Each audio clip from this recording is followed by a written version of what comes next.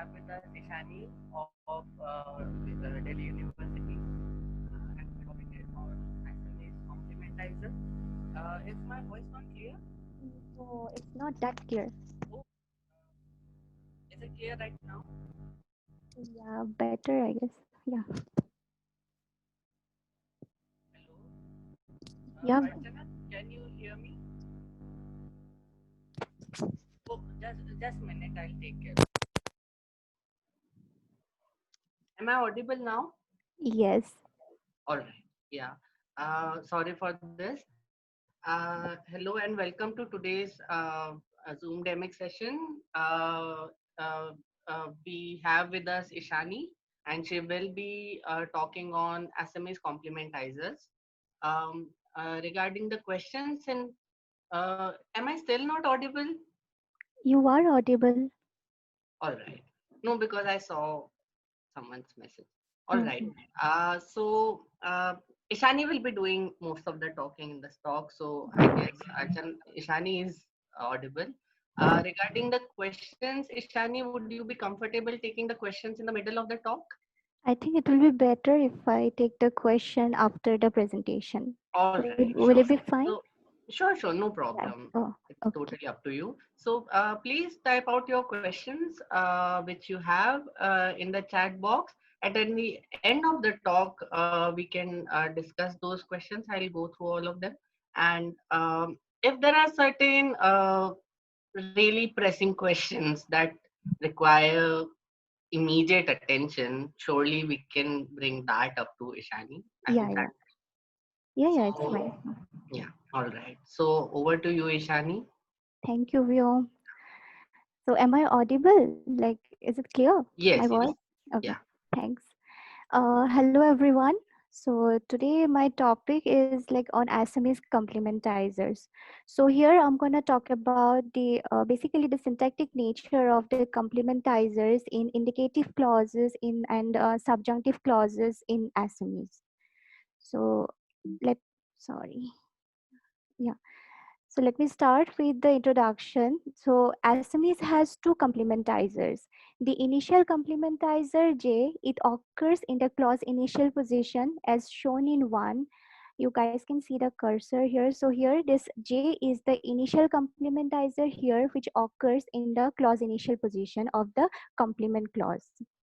And the final complementizer bully, it occurs in the clause final position of the complement clause. So now I'll discuss about the position of occurrence of both the complementizers in the clause. Like where can it occur in the clause, inside the clause. So the unmarked position of the initial complementizer, that is J, is the initial position as I have already shown here in the sentence 1. And the unmarked position for the Boolean complementizer, it is the final position in the clause. So I'll come back to it later regarding the position of the whole complementizer phrase here in the sentence. So let me first discuss with the position of the complementizers in the clause.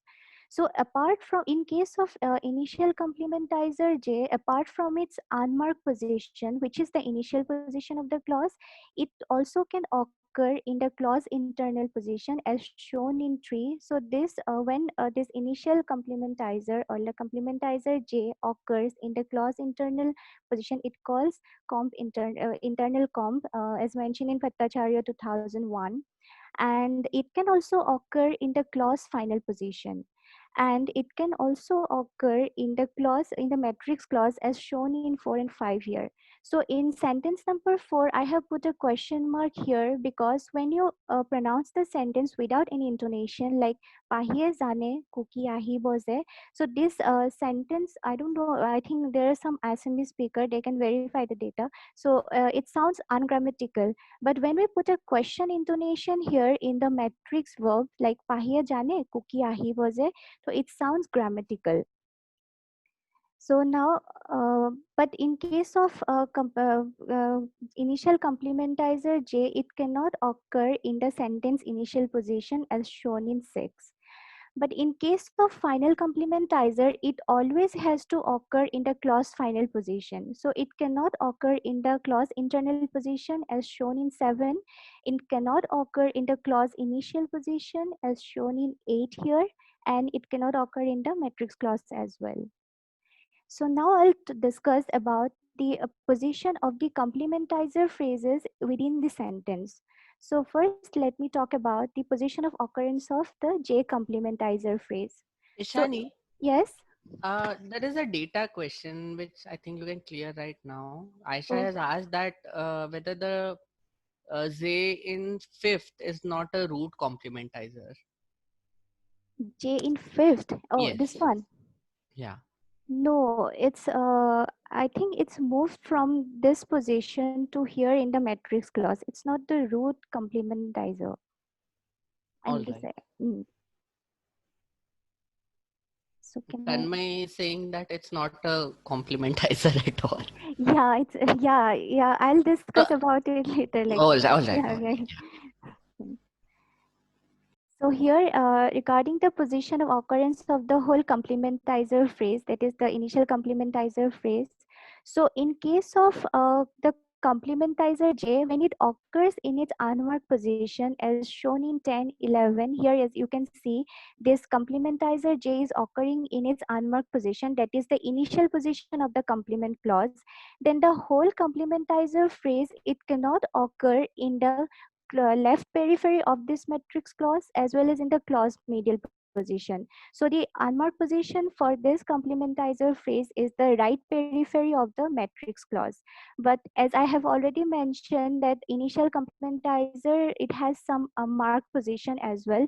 So let's see in the example number 12 here, J is occurring in the clause final position, but still the sentence is ungrammatical. But interestingly, this sentence will be ungrammatical when we put a negation marker in the matrix verb here. So as you can see, the sentence number 12, which is Pahi ahi was a Pahi, cookie ahi was a Pahi zane, Pahi knows that cookie will come. It will become grammatical if we put a negation marker here, that is the Pahi nazane. So Pahi doesn't know that cookie will come, then sentence is acceptable by the speaker. And apart from this position, when J occurs in the clause internal position or in the matrix clause, then there is no such movement restriction in the clause. But in case of Boolean complementizer phrase, the whole complementizer phrase, it can always occur in the left periphery of the matrix clause or the right periphery of the matrix clause here in 16 and in the clause medial position.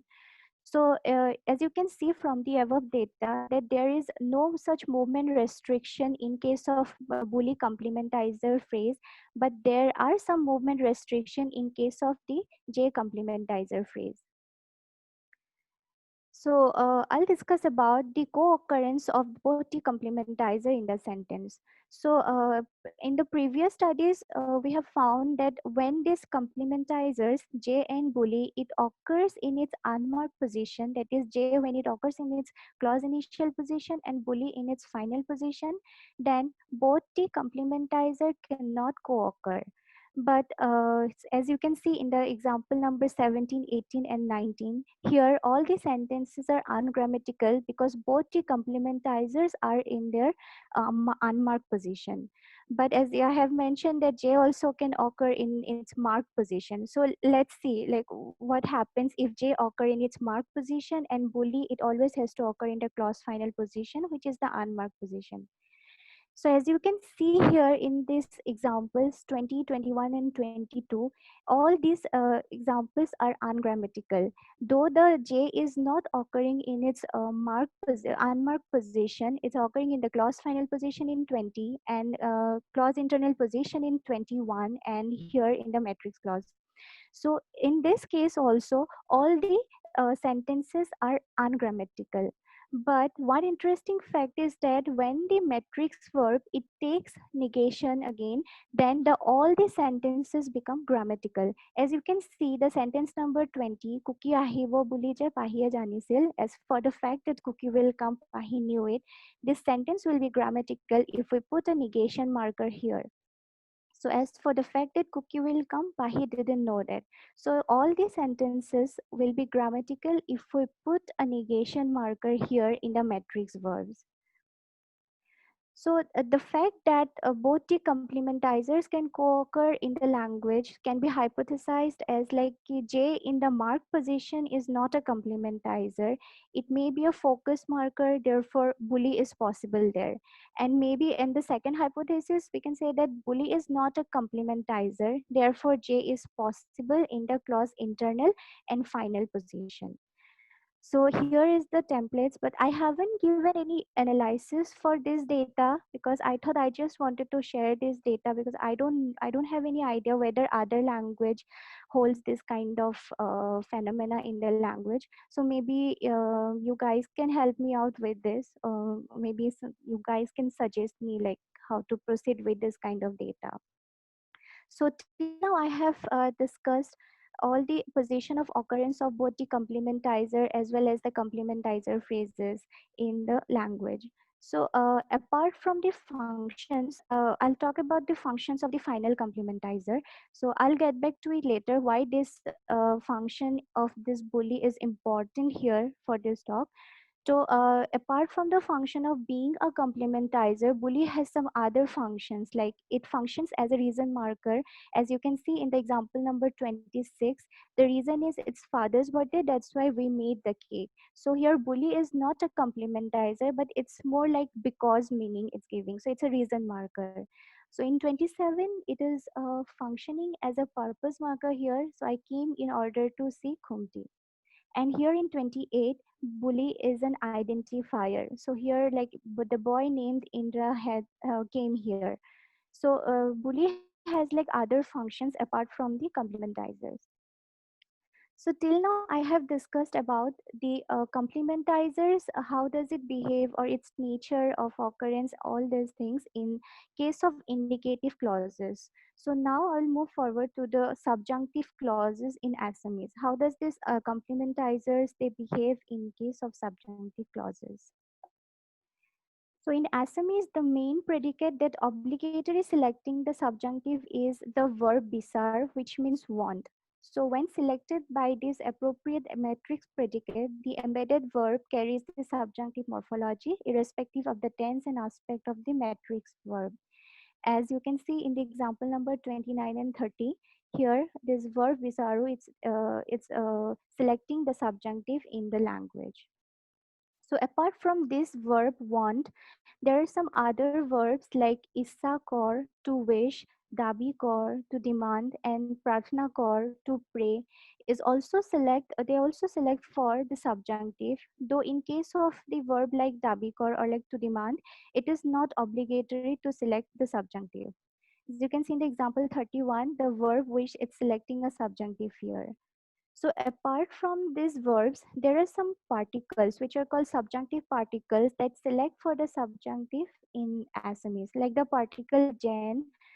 Here for I have glossed Jan as if, but this is not the correct glossing for Jan. I'm not sure what is the literal meaning for Jan here in this sentence. So and jate, so that, jodi, if, etc. So these particles are mainly C and adverbial heads. As you can see in example 32 here, মই ৰাতিপুৱাই সোনকালে উঠিলো যাতে দেৰি হৈ নাযাওক. So I got up early in the morning so that I do not get late. And I have mentioned the alternative of this sentence here using the bully. So, দেৰি হৈ নাযাওক বুলি মই ৰাতিপুৱাই সোনকালে উঠিলো. I got up early in the morning so that I do not get late. So why I have mentioned this sentence here, I'll come back to it later. Uh, so, and let's now discuss about the complementizer in the subjunctive clauses. So in Assamese, in case of subjunctive clause, only the initial complementizer J can occur, but not the final complementizer bully, as you can see in the example 34 and 35. Here, J is compatible in the subjunctive clause, but here the final complementizer bully is not compatible in case of subjunctive clause. So in the above sentences, it is clear that this J can occur in subjunctive clause, but not the FC bully. but only if this subjunctive clause is selected by the matrix verb. So that's why I have mentioned this example here, because here in this example, this subjunctive is selected by the particle, not the matrix verb. So only if the subjunctive is selected by the verb, then the complementizer bully, it cannot occur in case of subjunctive clause. So, if we consider so both bully J and bully as complementizer, then the question is why only initial complementizer J can occur in the subjunctive clause, but why not the final complementizer bully? So the best response to this question lies in the domain of a theoretical semantic analysis, but syntactically we can say the difference points towards a difference in the two complementizers, that is J and bully. That means that syntactically the functions of the J and bully are like different. So, on the basis of empirical observation concerning the syntactic restrictions, as I have already mentioned in the previous slides, mostly the fourth slide, I guess, there I have mentioned the restrictions of movement of the whole complementizer phrase. That is, the initial complementizer phrase has some kind of movement restriction, but the final complementizer bully, it does not have any movement restriction. So, so based on those empirical observations, we can say that it is highly likely that the final complementizer clauses or the bully clauses are more like adjuncts, and their complementizer, that is bully, is less like a comp. So J is more like a complementizer, but bully is, it behaves less like a comp. And in case of the other particles like Jen, Jate, or Jyoti, which select subjunctive, the complementizer J can replace these particles as shown below. Here you can see the 36 and 37 example. Here, this subjunctive particle Jen is here, so it can be replaced by the complementizer J. But meaning wise there should be some difference between the two, but although it's very difficult to point out like what the nature of the difference, since both have like embedded clauses with the subjunctive here. So it's difficult to show the difference in the meaning here, but I'm sure there should be some kind of difference here in the meaning. But as you have noticed here in 36, the embedded subject here, it is preceding the subjunctive particle, but not in case of 37. So I'll also come get back to it after some time. For the time being, I'm going to discuss about the diagnostic test for the Assamese subjunctive. So Dasgupta and Bhattacharya 1998 talk about two major syntactic diagnostics for subjunctivity in Bangla, that is pre-verbal negation and auxiliary selection. So in case of Assamese, the diagnostic test pre-verbal negation, it does not apply because Assamese doesn't have like post-verbal negation. So that's why. And the auxiliary selection, it's same as Bangla. So here I haven't mentioned about the all the other diagnostic test here, but only the diagnostic test which is WH extraction from within subjunctive clauses. So in case of subjunctive clauses, it is possible to extract the WH element from within the clause as shown in 39 and 40. I have put like a question mark here because it is possible here, but it's not fully acceptable. But in case of indicative clauses, it is not possible to extract the WH word inside the indicative clause. So that's the difference between the subjunctive clause and the indicative clause here in extracting the WH element from within the clause. So there are basically like three main issues here. So the first answer question is the why subjunctive clauses it show extractability of WH arguments, but indicatives do not.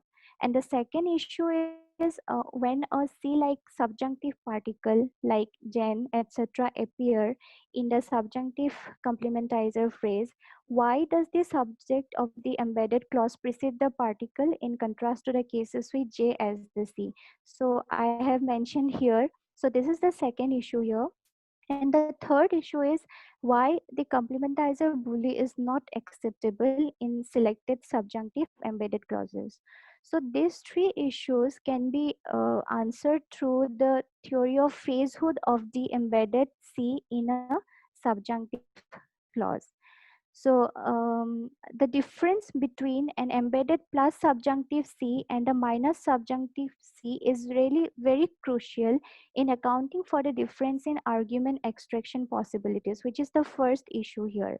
So this can be implemented by assuming that for cases with a plus subjunctive Cs, the C2 connection within the embedded clause is weakened. As you can see here, this is the structure for the plus subjunctive embedded clause. So here, in case of plus subjunctive embedded clause, the connection between C to T is weak here. That's why this matrix Q, um, it can access the complement domain in such cases and results in extracting the argument from the complement clause. But this is the minus subjunctive clause where C to T connection is strong here. That's why this Q matrix Q, it cannot access to the complement domain to extract the argument here.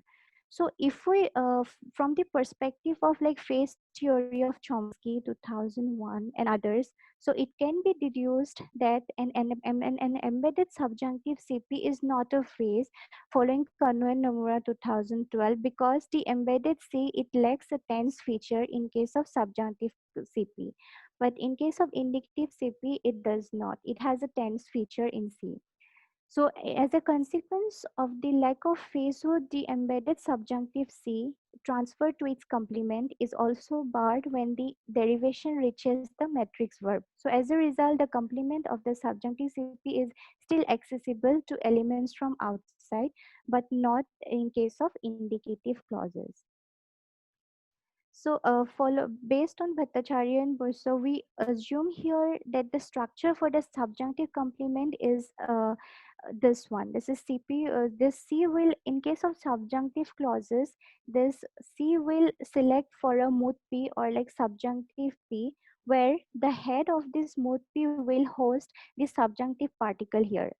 And so in these languages, there is no special subjunctive C available morphologically, but it differs from the indicative C that in indicative C, it will select for a TP, but in case of subjunctive C, it will select for a mode P or subjunctive P.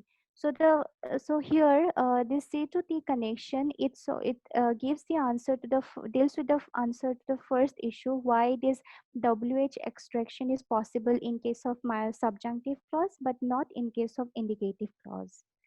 And here, as you can see here, this structure. So based on this structure, it is easy to see the second issue. So when there is this J complementizer is here, then the embedded subject, it does not precede the complementizer.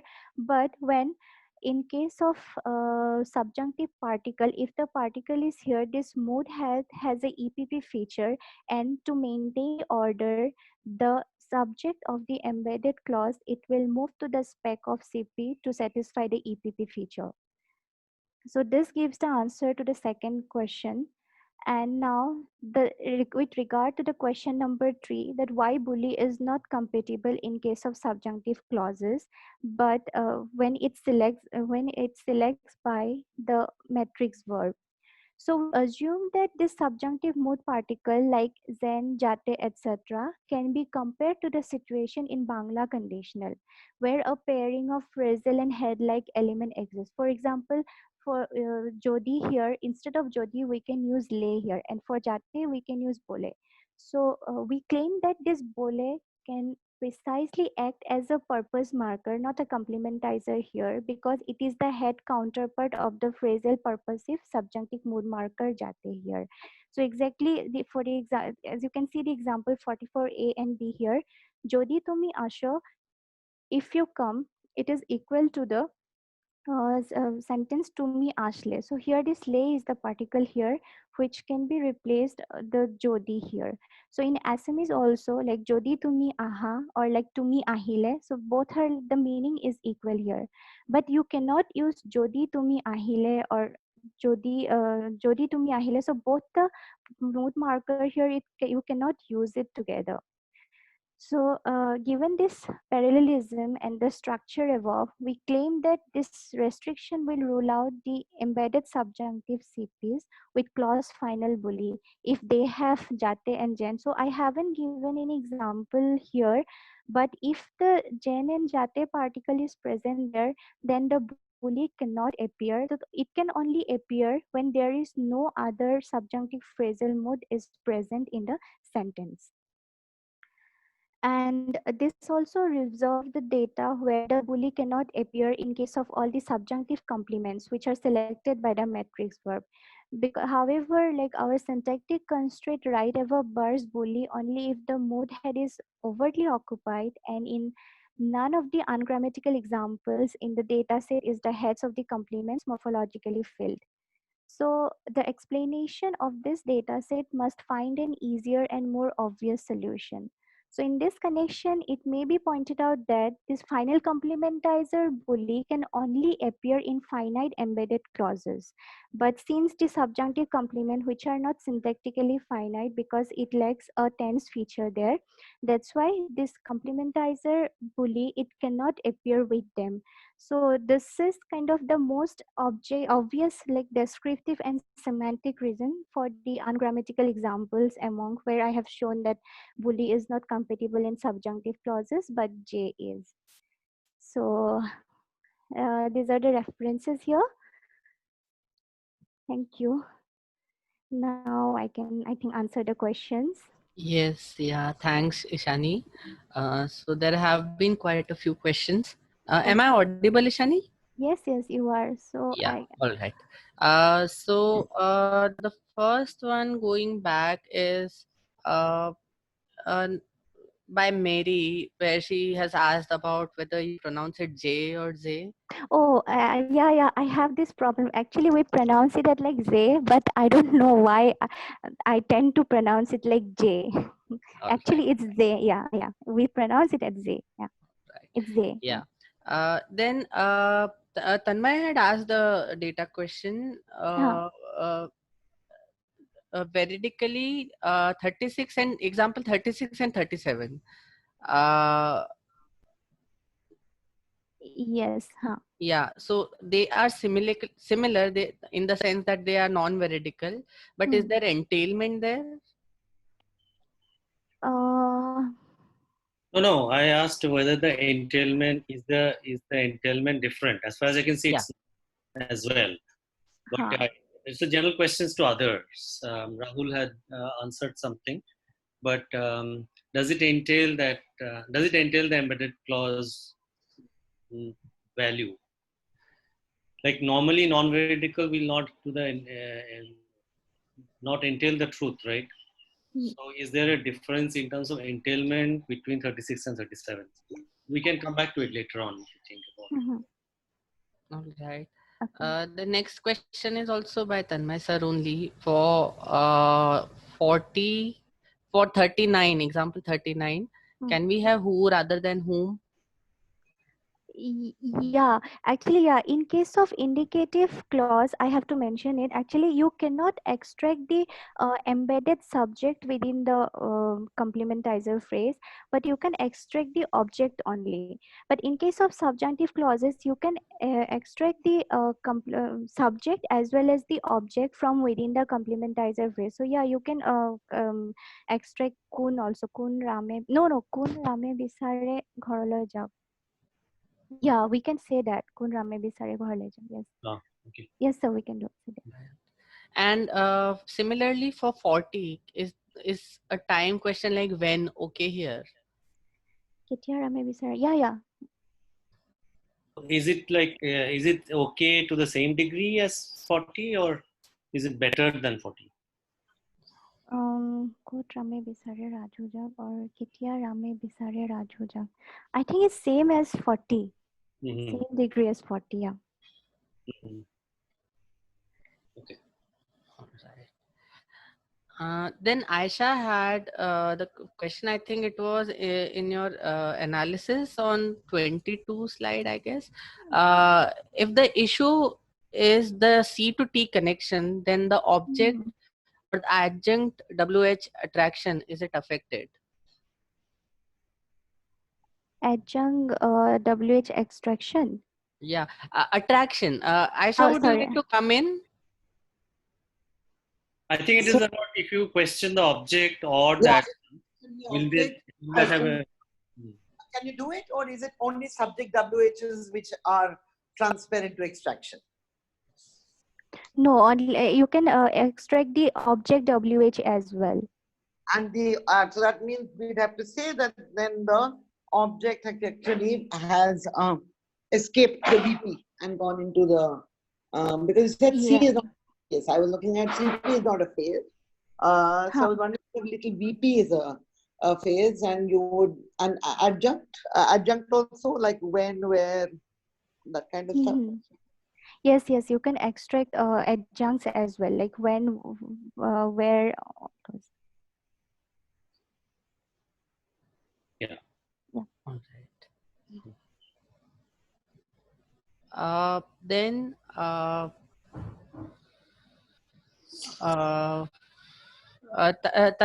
Tanmay sir, did you ask a question after that to Aisha? Yeah, I think just ignore that. Just ignore.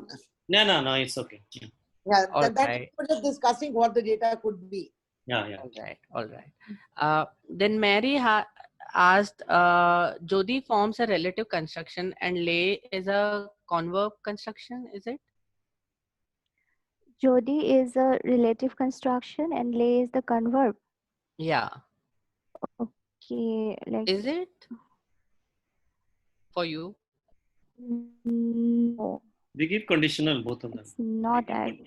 It's yeah, both are conditional, because you can use like, because Jodi tumi aha and tumi ahile, both are like in the meaning wise both are same. You can use Jodi, or like instead of Jodi you can use the lay particle here. Yeah, one is sentence. Yeah, one is operator, other is yes.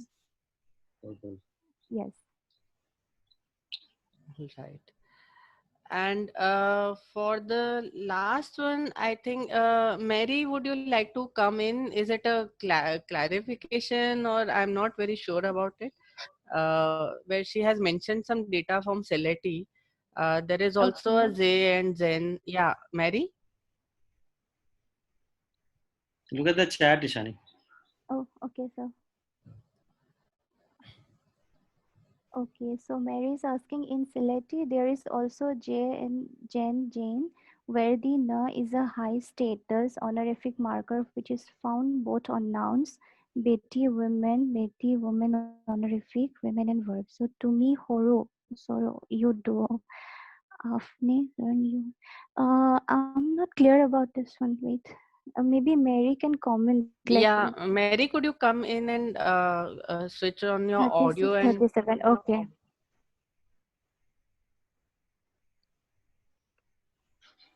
I think there's no question. She's saying that the na is the honorific Oh, marker. okay, Jane and J. But here it's not. It's not, because J here is the complementizer and Jane is the subjunctive particle.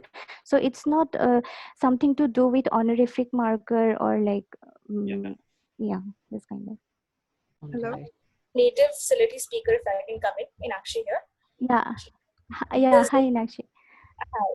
The Z and Zen in Celeti work the same way as Asmi. So the honorific marker actually has nothing to do with that. So even I was confused with the comment. Yeah. Huh. Yeah, Assam is the Bengali Nano. Samapriya has said. Okay. Yes, this is different. Both Jen and J here is different. Jeno, not Zano. Jano, it's Jeno, yeah. Okay. All right. Any more questions? My bad. Okay. How are they different? Okay, Mary is asking how are they different? Because here Jen, it means like as if kind of, but here J, yeah, okay, I should be glossed it as like complementizer, not as if. So yeah, here Jen is the subjunctive particle here. So it doesn't have the same meaning. J here is the complementizer. So it's Actually, not. you can come in if you want to. Yeah. So I was wondering, because it all went by too fast for me. So forgive me if it's a stupid question, but you said that C T connection is weak, and that Yes. C lacks a tense feature. So is then a subjunctive is a tenseless clause. So is T there in a subjunctive then at all? So when you, what do you exactly mean? So I was thought you were going the transfer inheritance way, but we can keep that aside. I'm asking you, is there a T in a subjunctive clause? And where does T get that? Is there no tense then in subjunctive? No, in subjunctive there is no tense here. As you can see, the yeah, in subjunctive there is no tense there, but in case of indicative there is tense. That's why if there is no tense. How do you get a TP then? Sorry, Aisha. I'm asking then how do we postulate a TP? I mean, if T is, say, if C and T are a unit, C either transfers or establishes a connection with the tense feature. I was wondering whether in subjunctive, do we have a TP or we just have the CP layer? No, we will have a TP there. So C But will select. In our analysis many years ago, there was T, but it is kind of limited. So perhaps one can go back to that there is T, but it's limited. It's kind of flat T, and justify the presence of T on the basis of, let's say, some subject function or case marking, whatever.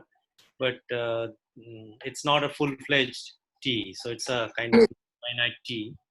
So one hypothesis for you to consider, Ishani, would be to look at the way that the transfer inheritance story, right? Okay. So if C actually transfers the tense features to T, so it can either share or donate or transfer by Obata, Epstein, and that kind of flavor.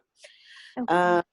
And in the case where you do not want, when C keeps all the features to itself, then C is, so you really don't get a TP node.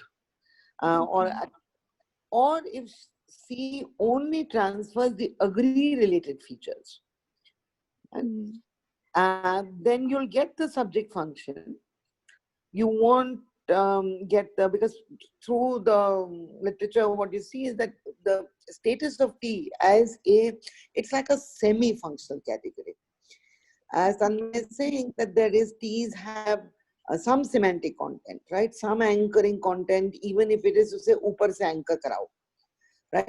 So they transmit temporal anchoring.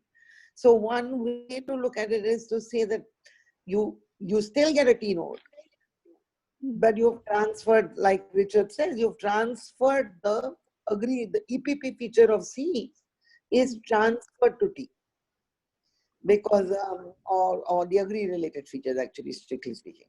But one way to make, since Tanmay's analysis is old and limited, etc., doesn't, I mean, in today's feature driven syntax, it might not be possible to say it.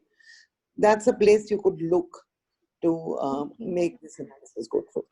Well, here in this 41 and 42, I think they're supposed to give an idea of the phasehood possibilities of a finite, this is a non-subjunctive C and non-phasehood for subjunctive C.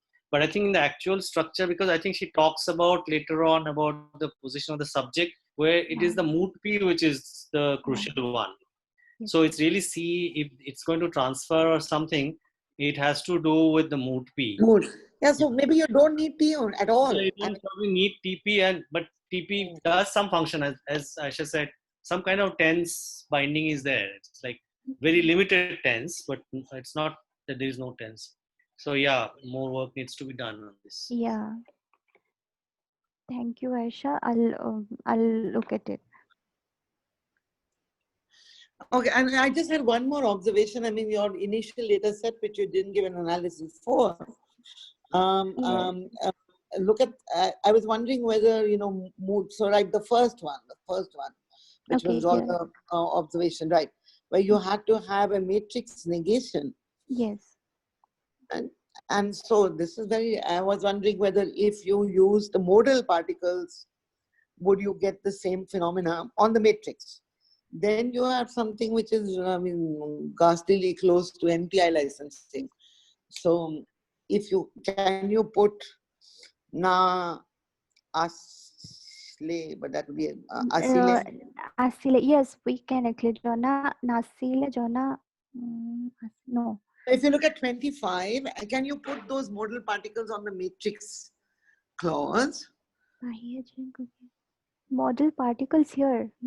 Onto, No way. I mean, I'm wondering what licenses, you know, so these structures you said you needed a matrix negation. Yes. To be able to license these It is co-occurrence of both the complementizer. Yeah. So I was wondering if the matrix sentence was a modal. Do you get the same fact? So is it contingent on just negation or any modal categories? And then you are really in the domain of NPI licensing. Okay. Something Aisha, I haven't looked at it because some more works need to be done with this data set because it's very new and recent for me. So it's very yeah. So I'm not asking you to do this right now, like it's on an exam. I'm just saying that you think of modal verbs I'll think in about the matrix. Okay. And see whether you get the same in the chat. That matrix negation license is similar to McCloskey's Irish data. But one fact which I don't know if I think you didn't discuss because you don't get that effect in Assamese, which is that both Prabal and I had shown in the 90s that if you have a subjunctive, then you get a sort of marked order of the negation on the verb. Yeah, because that is not applicable in case of Assamese. Yeah, that's why that diagnostic test that I have discussed, it's not applicable in case of Assamese. Yeah, so one possibility would be to tie that up with that impossibility in Assamese. You have to have a different sort of marked order of negation verb with these facts that you were talking about 25, and what Rahul is saying about matrix negation as a licenser in Irish. Okay. So the way verbal negation works. Yeah. There are some more discussions regarding this question and also about the Zen marker, which you could have a look, Ishani, because it's a lot of discussion. I don't think there is any question for Ishani there. If there is, please come in, switch on your mic and you can ask her directly. Yeah, so about this question, regarding this question, this Mary has asked, like, na is quite in Silheti, okay, but here, like in this and Assamese, this na doesn't have anything to do with, like, when it occurs with J and Jen, it's like totally different. It doesn't have anything to do with as I have already mentioned on You and Ishani have and Inakshi have also discussed it. Yeah. So all right. Any other questions? You can look at Mary's last point. Yeah, if we look to the reasons Tibeto-Burman languages, Buli Bule is similar to evidentiality particles. Oh, okay. Yeah, Buli has actually some other functions as well, as I have mentioned, apart from the function as complementizer. But I don't know whether, like, in Assamese, Buli functions as evidentiality or not. That I have to check. I don't think, because I mean, it can, yeah, but it can, but yeah, I'm not it is a sure. multiplicity of function. It is, you said, like less like a complementizer. That should yeah, that should hold. Yeah.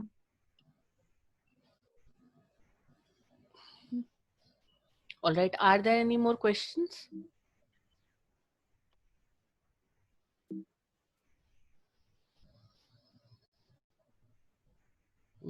I don't see any raised hands or any questions coming in. Yeah, sorry, Vyom. I have Yeah, slight observe.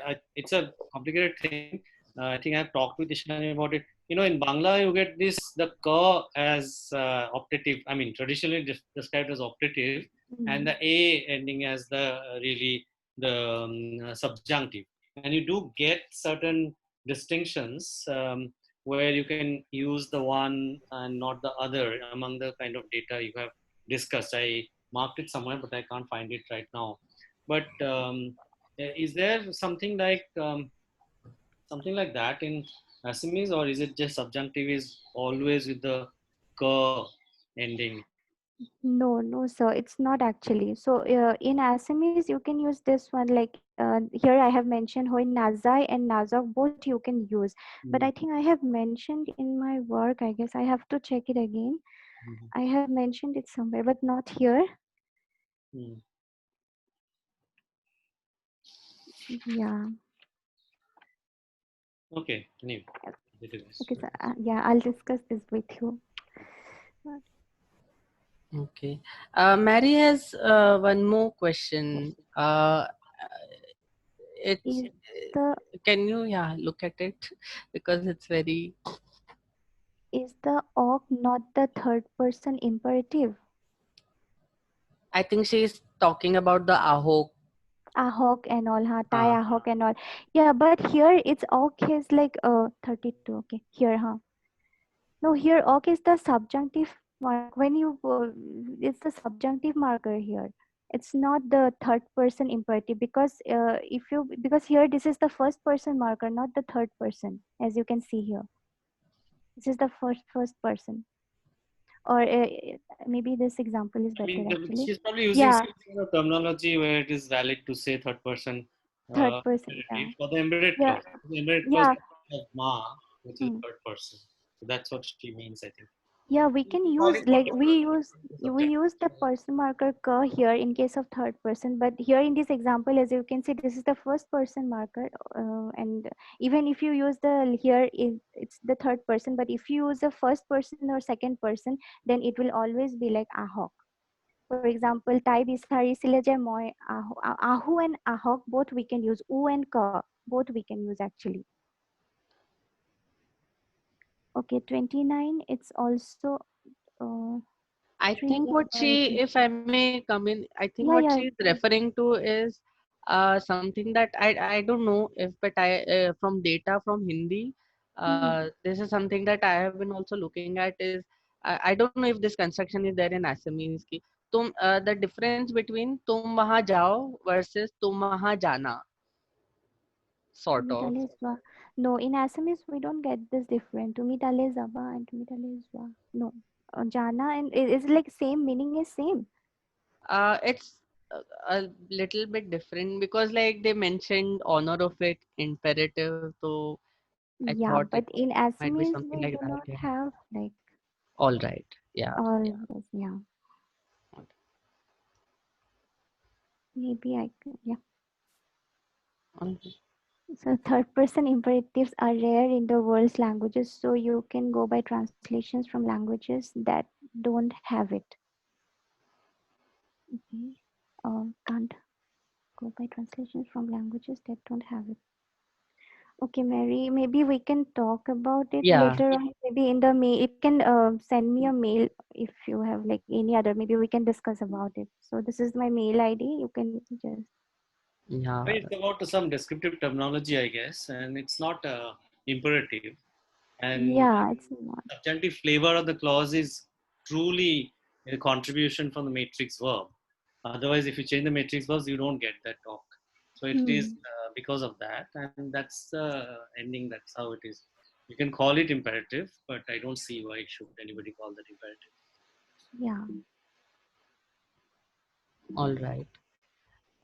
So on that note, all right. Samapriya has a question. Go there. Uh, sorry, what's that? Go there. May you go there. Go there versus may you go there. Okay. তুমি ওখানে যাও and তুমি ওখানে. The difference she's saying, I Yeah. guess. Yeah. Mm-hmm. Yeah, right. Okay. All right. I think this discussion can go on for a long time, but apart from that, are there any other questions? Yeah, when do we finish? Yes, I think we are right there now. Ishani, thank you for this very nice talk, and Thank you. the discussions are still going on. It has made everyone really curious about this. So, as Ishani had just shared her email ID, you can continue the discussions with her via email. Yeah. The talks will be available, the video will be shortly available to you. And on that note, also for the next talk, please make sure again that you update your Zoom app. Thank you, There is a Ashmi. new update available, and please have it downloaded before you attend tomorrow's talk. Uh, yeah, thank you. Thank you, Ishani. Thank I you. just Thank you, want to announce everyone. that tomorrow is our last talk, and then we are going back to our lives. There shall be no more Zoom. But let's see how long the lockdown